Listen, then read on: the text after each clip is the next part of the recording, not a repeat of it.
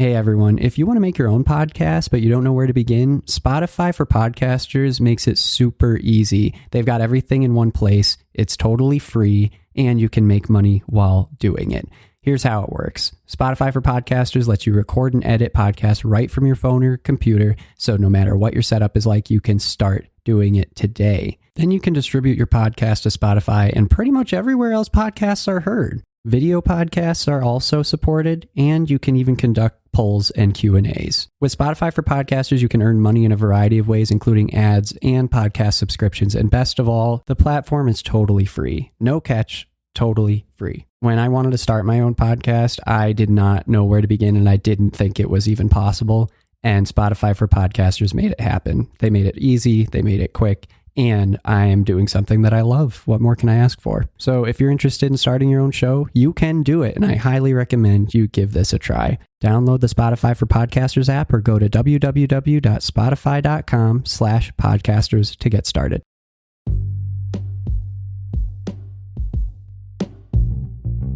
Hey everybody, what's up? Welcome back to another episode of Everything Kratom, the podcast about anything and everything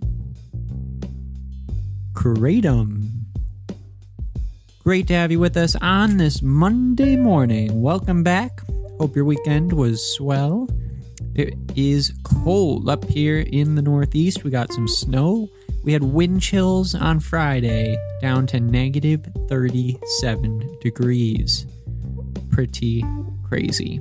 I've only ever experienced that once in my life, and it was in Colorado when I was out visiting my brother about 10 years ago, so it was quite the experience. So fun weekend, needless to say. So today, I wanted to talk a little bit about the perception of Kratom and messaging around Kratom as we kind of move forward into this post, World Health Organization decision era, if you want to call it that. I find myself often ruminating about this, thinking about how Kratom is going to change in the perception of the public as time goes on, and what's going to make that change happen, right? Because it takes some sort of push to have the pull, and the messaging is going to have to shift. I think that having these statewide bans, lifted, like what happened in Wisconsin, is huge. And like I said at the beginning of the year, or towards the end of last year, I think that, state by state battles is what we're going to be seeing next. Sure enough, 2 weeks later, we see the first, of the 5 or 6 states that are still classifying Kratom as illegal fall to a Kratom Consumer Protection Act. And that's going to change the messaging, right? Like it's legalizing a drug that was Schedule 1 in the state. All of a sudden that drug isn't Schedule 1 anymore. Does the state fall apart? No, of course it's not going to fall apart. And, hopefully people will take notice of that, and that needs to be adopted into the messaging. It's kind of like a new era where the strategy for proponents of Kratom need to take these things into account, and I think messaging needs to change. So that's kind of stuff that I'm thinking about. And then I saw this article. It's from kratomscience.com. If people don't know about Kratom Science, you've got to check them out. They are just incredible. The amount of content that they publish and the detail is superb. They have a podcast, which you should definitely check out. And I try not to cover much that they cover, but it's pretty hard to ignore like all of the amazing things that they put out there. So you're going to see me like from time to time piggyback on 1 or 2 of their articles because it's just too good, to miss. And I think that it'd be like almost like a disrespect not to point out some of their amazing work. So I have to do it. So today I'm doing a little bit of that. So I saw this article that Kratom Science published just recently, and it's called Caffeine is an Addictive Deadly Drug. And, given the name, you can probably figure out what it's about. But really, like, it's cool because it relates it all back to Kratom. And as Kratom Science does with, everything. And so what they say is, and as always, I'll read just a few parts of it, but I'll let you check it out for yourself if you get interested. In this article, I've chosen to focus on negative yet factual aspects of a drug that is consumed safely by millions of people every day to mostly positive outcomes. Yet the reality remains, like other drugs, caffeine can be addictive, physically and mentally damaging, and even deadly in strong enough doses. Negative aspects of other substances have been amplified to justify their prohibition, though most people consume most psychoactive substances to mostly positive outcomes. And then it goes into Kratom and how it's been demonized in that way. So it's a really cool comparison, and it's the sort of, direction that I think messaging needs to go in. Not entirely, but I think this needs to be incorporated into that messaging. And I think that it needs to be incorporated into the messaging purposefully and supplemental to the other messaging that's already happening. So I'm going to look at a few other things said in this article, and then I'll tell you why I think this needs to be part of the future public face of Kratom in terms of how proponents should be pushing to keep Kratom out there for people. So it first talks about dependence and addiction of caffeine. This article focuses entirely on caffeine until the end of it, with a few, mentions of mitragynine in the middle. But, Kratom science really does a good job of trying to just keep it to, looking at caffeine first.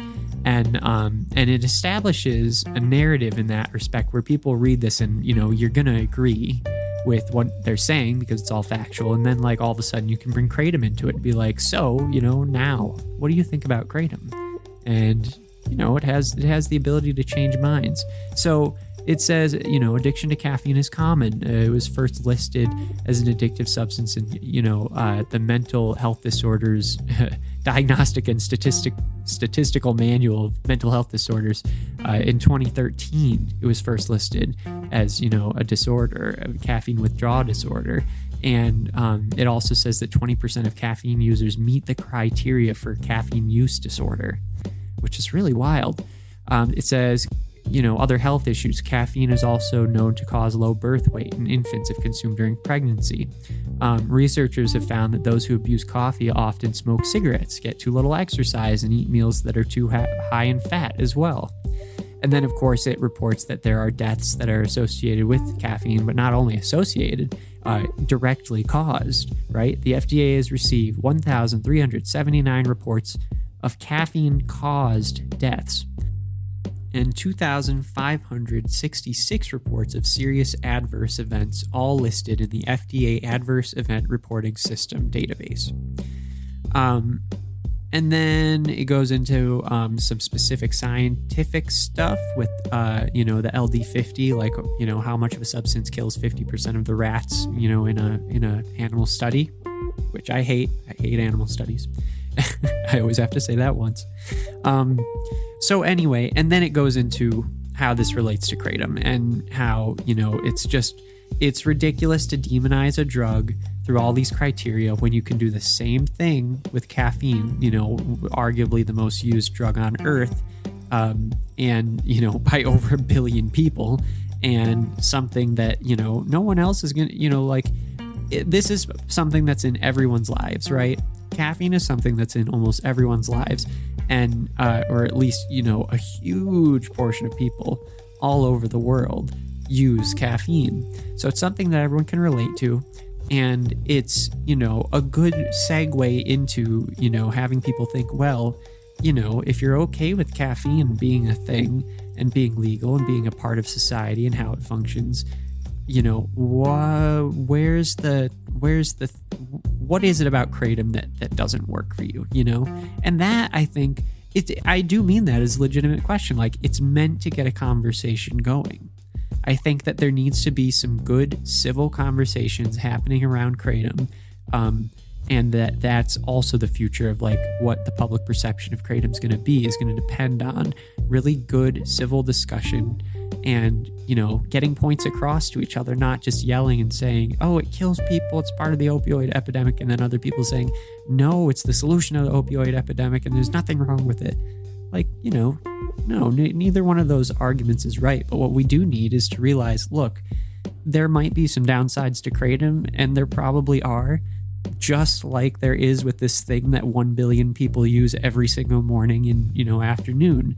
But we still just accept that. And so there's got to be a way where we can bring Kratom into the fold, because it's not going to do more harm than it will do good, right? If we treat this in a positive manner and purposefully and respectfully to the plant and to the people who use it. So that's kind of everything that's been going through my head. This was kind of a ranting episode today, but I love that. This is precisely why I love the content from Kratom Science. So everybody should definitely check them out and follow them. They also have a Twitter account, and they post their articles there as well. But they're just really, really cool. And they always get me thinking. I end up having a string of thoughts just like this one every time I see some of the content that they publish.